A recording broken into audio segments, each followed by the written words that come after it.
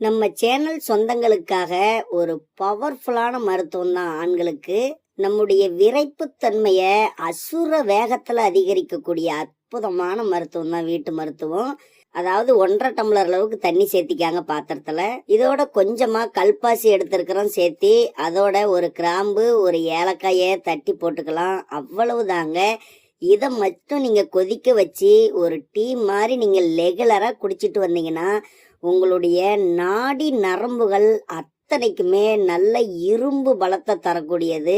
இந்த கல்பாசி அசைவ உணவுகள்ல நம்ம அதிகம் சாப்பிடுவோம். ஆனா ஆண்களுக்கு ஒரு வயாகரா போல செயல்பட்டு ரொம்ப ரொம்ப விரைப்ப தரக்கூடியது தான் இது. கண்டிப்பா இந்த வீடியோ ரொம்ப ரொம்ப பயனுள்ளதா இருக்கும். இந்த வீடியோவுக்கு ஒரே ஒரு லைக்கை மட்டும் போட்டுட்டு நம்ம சேனலை மட்டும் சப்ஸ்கிரைப் பண்ணி வச்சுக்காங்க. இந்த மாதிரி மருத்துவ குறிப்புகள் உடனுக்குடனே வந்துடும். கல்பாசியோட நம்ம கிராம்பு ஏலக்காய் சேர்க்கறதுனால நம்மளுடைய ஆண்மைத்தன்மையை ரொம்ப ரொம்ப மேம்படுத்தும். குடல் சம்பந்தப்பட்ட அனைத்து விதமான பிரச்சனைகளையுமே முழுமையா சரி செய்யக்கூடியதுங்க.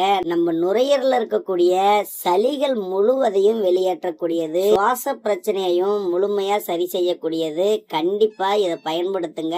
டெய்லியும் நீங்க இதை ஒரு டீயா குடிக்கும் பொழுது நம்மளுடைய உடலே காயகற்ப நிலைக்கு வந்துடும். நீங்க கரெக்டா ஒரு 48 நாளைக்கு நீங்க சாப்பிட்டு வந்தீங்கன்னா உங்களுடைய உடல் நல்ல இளமையா இருக்கும். நீங்க கண் கூட பார்க்கலாம்.